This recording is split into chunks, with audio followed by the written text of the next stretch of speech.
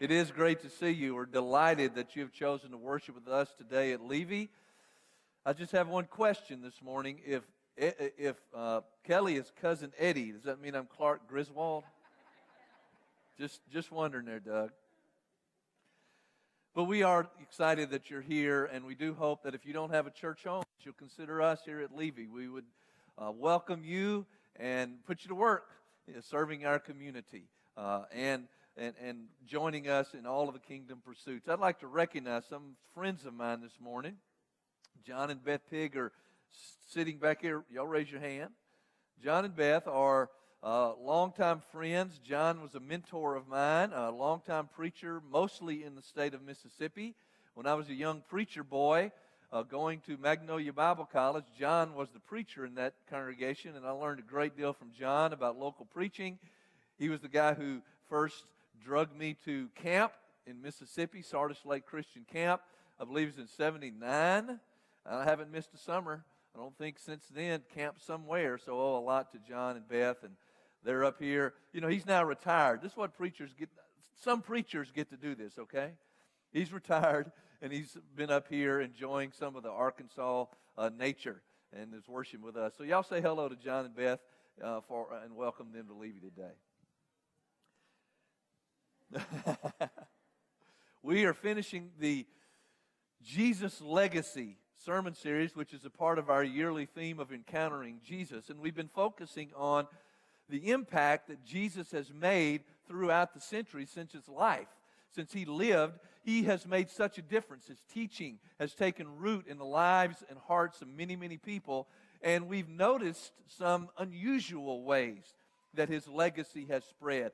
Areas in which we normally don't think about that were pretty radical in his day, but are now normalized. Things that we just kind of take for granted the way it's always been. But in reality, it hasn't always been that way. Jesus came along and changed things. And Jesus continues to change things now. That's the deal with his legacy. It continues to spread. And we might not think that, right? Isn't that true? We might think, man, things are terrible. Just look at the news, how horrible it is in this world. In our country, America is getting further and further and further away from Christian values. We've said those things. We think those things. And there is some truth there. But nevertheless, the legacy of Jesus continues to transform the hearts and lives of people in ways we don't know and can't see. In ways we're experiencing perhaps, but aren't fully aware of, just as they have done throughout all of these centuries to get us where we are now. Now, one of the things about Jesus is that he's still the polarizing, radical figure that he was in his lifetime. Again, Christianity's normalized to us. The teachings of Christ are something that most of us have grown up with, and we really don't think of Jesus as that radical many times. But in his day and in his time, as he voiced the Word of God to his audience, it was really unusual teaching. We've visited the Sermon on the Mount and seen how after he finished, the folks said, wow, this guy does not teach like the Pharisees, like the normal teachers. There's something about him. So he continues to make that kind of impact, and people react to him today in all sorts of ways. And we're hearing from a new generation about how they feel about Christ. A poll that came out, remember, a couple of weeks ago, that mentioned more and more folks were non-religious. But even with those people, Jesus gets a pretty high mark. They kind of like Christ. They just don't like his followers much. They don't like the church. The church continues to get low marks. And we can discuss why that is. But I'm here to tell you that's really not new either. Sometimes we think, wow, all these people, they like Jesus, but they don't like the church. When that happened, it's been going on for a long, long time. J.D. Salinger wrote a book called Catcher in the Rye. Any of you guys had to read that in school? Wasn't that once upon a time an assigned book? I think it was. Doug's nodding his head. Well, he wrote that book, and he wrote it in 1951. That's even before I was born. All right? But he wrote it in 1951, and the main character is someone called Holden Caulfield. I want you to listen to what he said, the character said in the book about Christ and his followers, 1951. I'm sort of an atheist. I like Jesus and all, but I don't care too much for the other stuff in the Bible. Take the disciples, for instance. They annoy me, if you want to know the truth. They were all right after Jesus was dead and all, but while he was alive, they were about as much use to him as a hole in his head. All they did was keep letting him down. I like almost anybody in the Bible better than the disciples. How does that hit you? You're a disciple, aren't you? And so people have always had this tension between Christ and his church and his followers.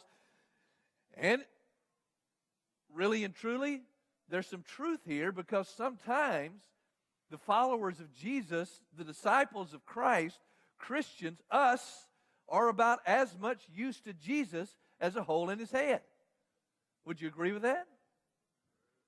Well, some of you do, and some of you are offended. How dare you say that?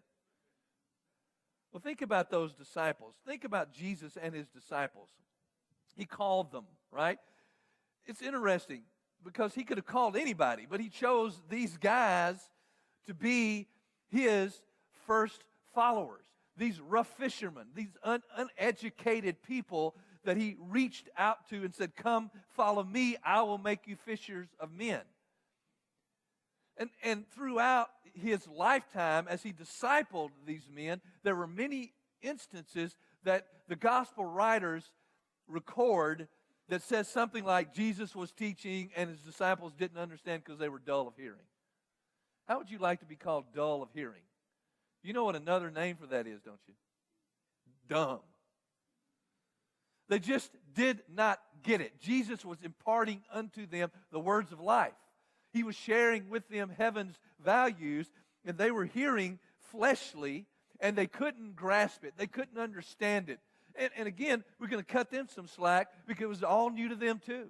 And they were coming from a completely different background. They did not and were not prepared to hear what Jesus said fully. And it wasn't until the Holy Spirit came in Acts chapter 2 that the dots connected completely for them. So we do have to cut them some slack. But they were these guys and these folks who sometimes Jesus expressed frustration with. They weren't getting it. Sometimes in the larger body of his followers, people turned completely away from him. There's one instance where a large group of people turned away from him because the teachings that he was sharing they were too difficult and too hard for them to take. And so they left. And in that instance, he turned to the other guys. He said, "You going to leave too?" Peter said, "Who else do we have to go to?" So his disciples there kind of shone a little bit. And so it was up and down, right? So sometimes they were about as much use to him as a hole in the head because of the whole dynamic and because of what Jesus was trying to accomplish with a group of folks who weren't used to what he was saying and what he was doing. Again, totally radical, totally different approach. That was Jesus. People had to have time to embrace it and listen to it. And these guys did, these disciples. They did that. They hung in there. They stayed with Christ when others forsook him. And eventually, as I mentioned, they became a pretty powerful force that God used to transform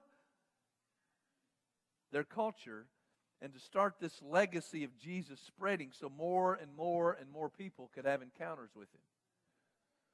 I think about one situation I think that was pretty cool. It's when after Christ died and after Pentecost, when the ministry of the apostles was starting in full force.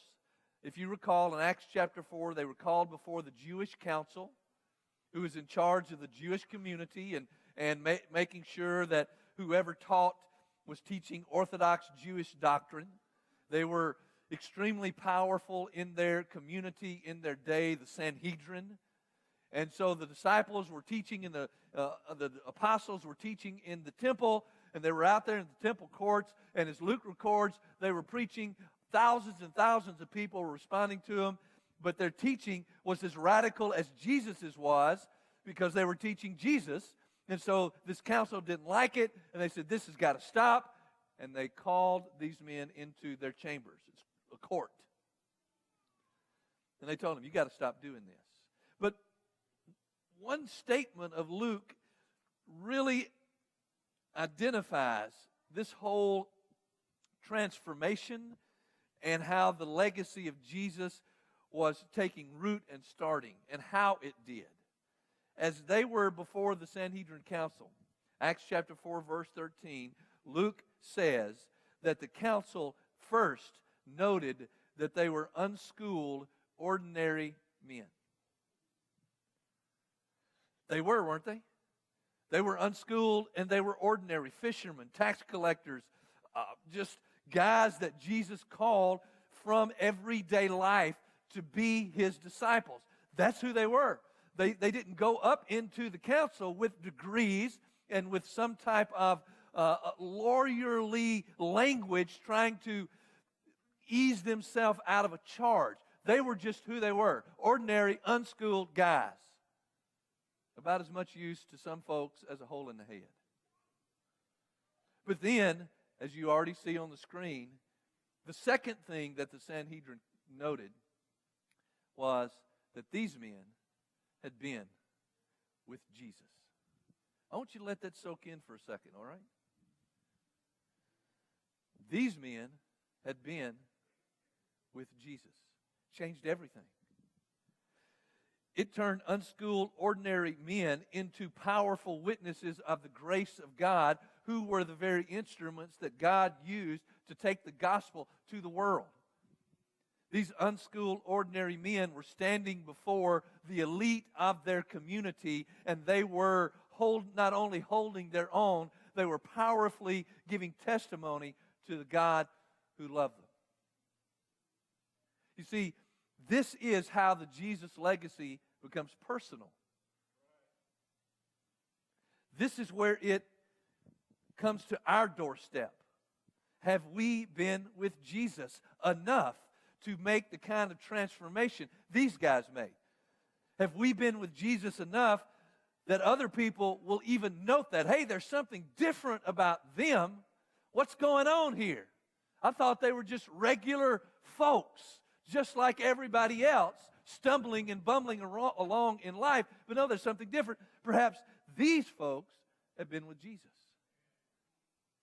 Folks who've been with Jesus have been the instruments of God to transform the world. This is the legacy we've discussed over these last few weeks. The legacy that's influenced education.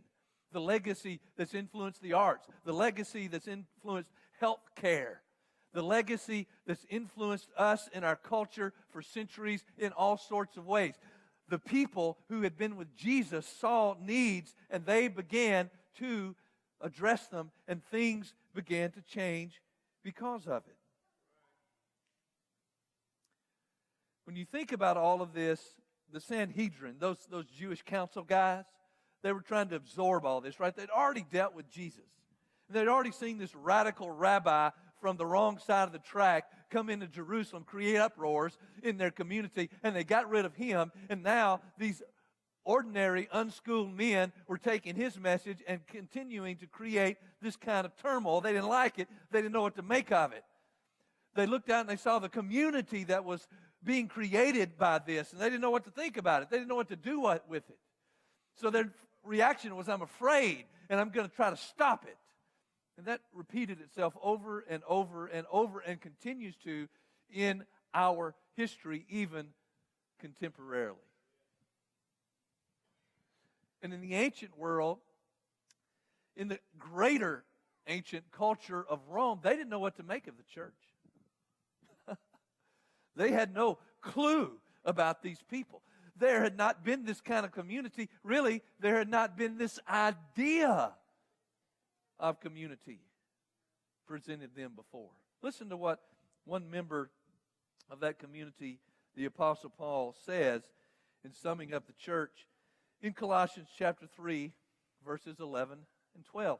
If you want to, let's read it together. Here, there is no Gentile or Jew, circumcised or uncircumcised, barbarian, Scythian, slave or free, but Christ is all and is in all.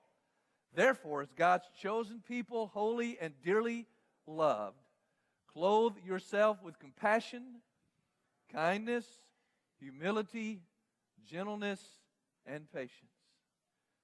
Guys, again, this is normal to us. Man, I've read that before, preacher. I'm aware of that. There's some challenges in there, but it's nothing new to me. But in its day and in its time, as Paul spoke these words to a culture that surrounded him, they didn't know what to make of this. They didn't know about this concept of church like we know about it. There were all kind of misconceptions that abounded about the church in the Roman culture. They called each other brother and sister. That's normal, isn't it? You know, think about people calling each other brother and sister everywhere now, not just in the church. Who is that wrestler? Hogan, brother. And then he always, brother. So, everybody says it, doesn't he? But back then it didn't exist. And here was this community, and they were calling each other brother and sister. You know what the Romans thought they were about? They thought it was about incest. Not making that up. And then we gather around the communion, and we partake of the blood and of the body of Jesus. The Romans heard that, and they said, these folks are cannibals. They did not know what to make of this kind of body of people who loved each other, who took care of each other when they were sick, who buried each other. In some of the writings, history that have come down, some of the Romans thought that the Christians were a burial association. I'm not kidding you. Not because of baptism, burial, but because they actually buried people in the ground. They took care of them and buried them. That wasn't very normal. And so they thought, hey, well, that's what they're about, maybe. So you see, the culture was struggling to try to understand a group of people who followed these words, who were like this. Roman society broke down in all kinds of categories, right? And they had kind of what we would call, just say clubs and societies, that's a better word, and guilds, which are more like we might think of a union or something like that. And so they broke all of them down, and they were members of this and members of that, and they were very segregated. There weren't any women allowed in these things. Definitely weren't slaves allowed in them. You had to be a Roman citizen. And so, they had their own way of classifying things, and even their religion was broken down, in that kind of way. And they were broken down in tribes and families. And so for a community to exist, it just said, y'all come. Blew their minds. Listen to some observations from the book Pagans and Christians by Robin Fox. While pagan priests and magistrates competed in their love of honor, Christian terms it vainglory. To the poor, the widows, the orphans, Christians gave alms. Pagans had never seen any spiritual merit in the status of the poor, whereas pagan trade societies and most religious groups segregated the sexes among their memberships. Christians included men and women alike. In the Greek world, slaves were generally excluded from these pagan groups. Christians even admitted slaves of pagans. I mean, they were crazy people. They were just going beyond what was done, expected, and accepted. They didn't know what to make of them. Tertullian, who was an early Christian writer, said, I want you to really listen to this quote, okay? It is our care of the helpless, our practice of loving kindness that brands us in the eyes of many of our opponents. Only look, they say, look how they love one another. By this shall all men know that you are my disciples. How? If you love one another. You see, this group of unschooled, ordinary folks who sometimes were about as much use as a hole in the head were out there transforming the world with the Jesus legacy. They were taking Jesus' teaching and the apostles' teaching to their heart, and they were putting them into practice, and they were creating this community of Christians that was blowing the roof off things, that was transforming how people thought, how they acted, how they responded, how they treated each other. It became, over the centuries, normalized to the point where, yeah, that's what you're supposed to do now, but it always hasn't been that way. That's the power, that's the potency of the legacy of Christ.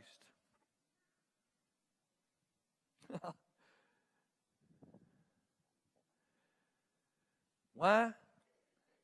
Because these people had been with Jesus. Isn't that right, church? And if we're going to continue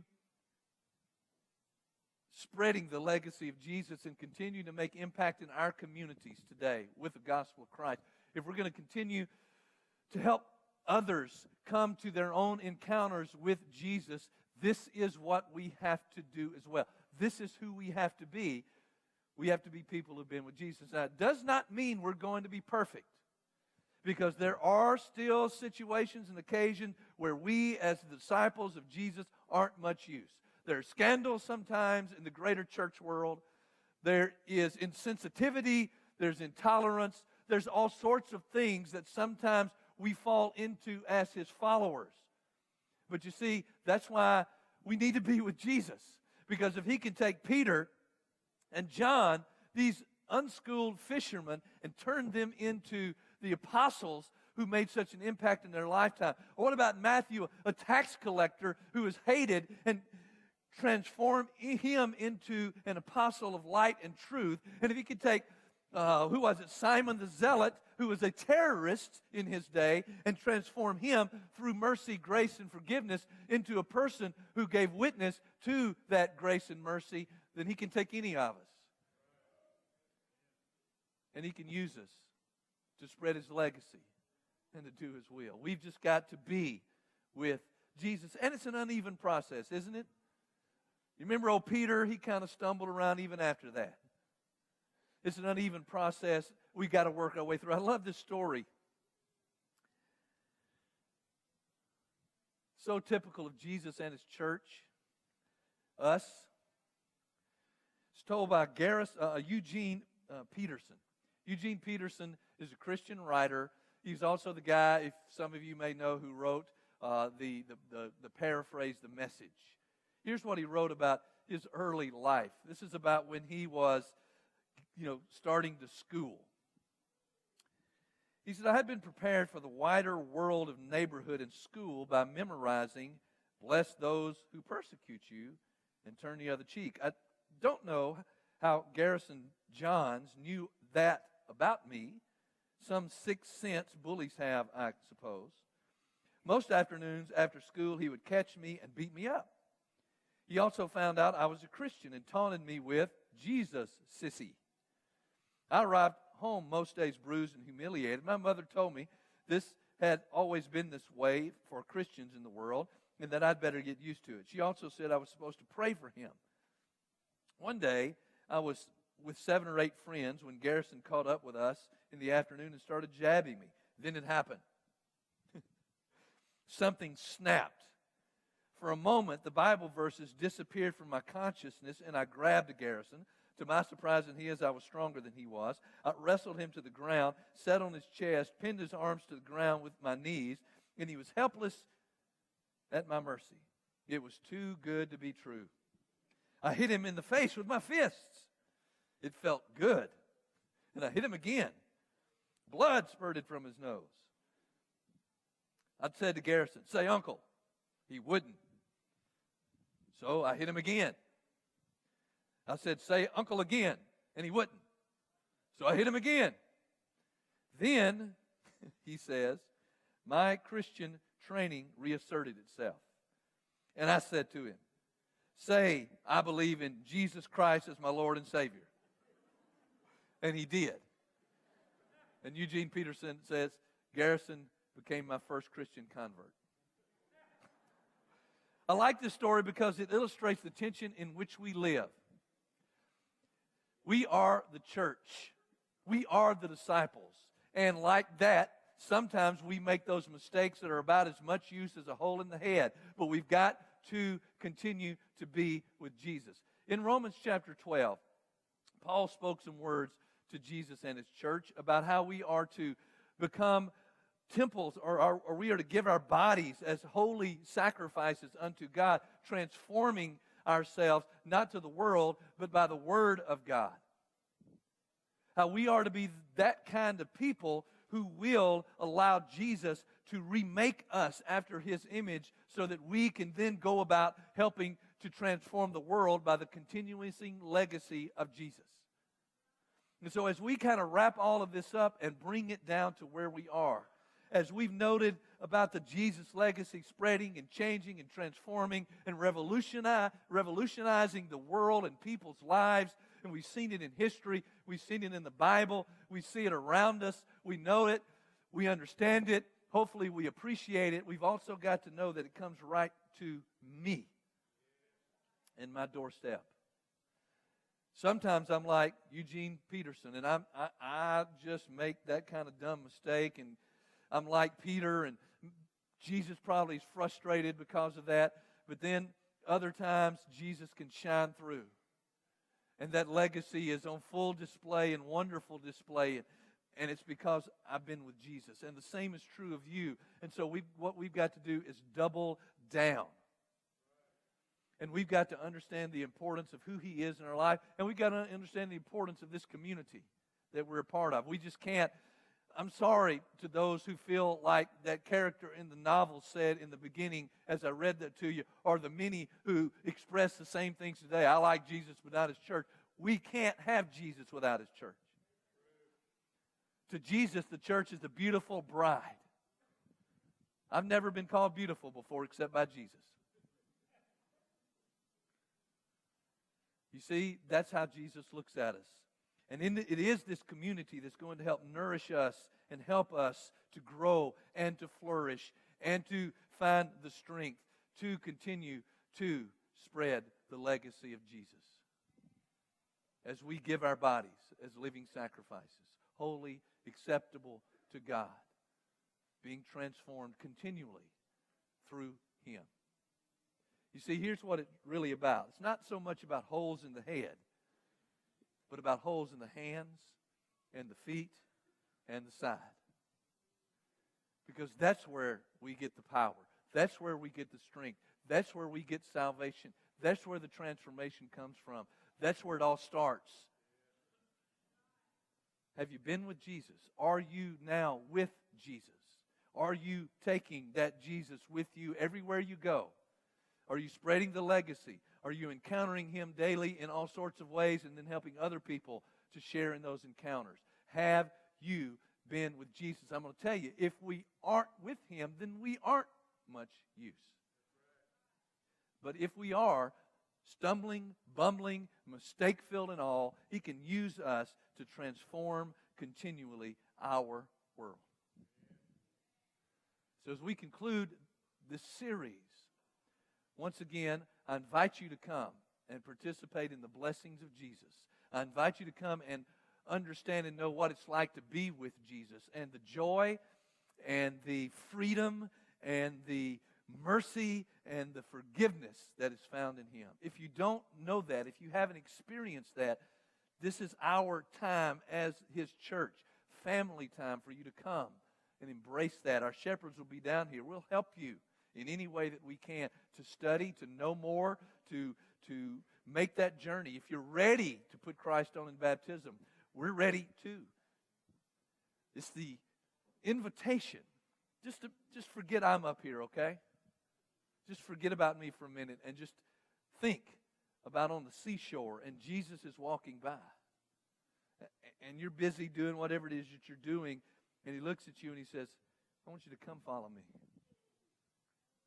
That's exactly what He's saying to you now.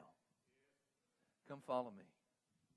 Everything will change, and it will be awesome. So if you need to do that, please, right now, while we stand and sing.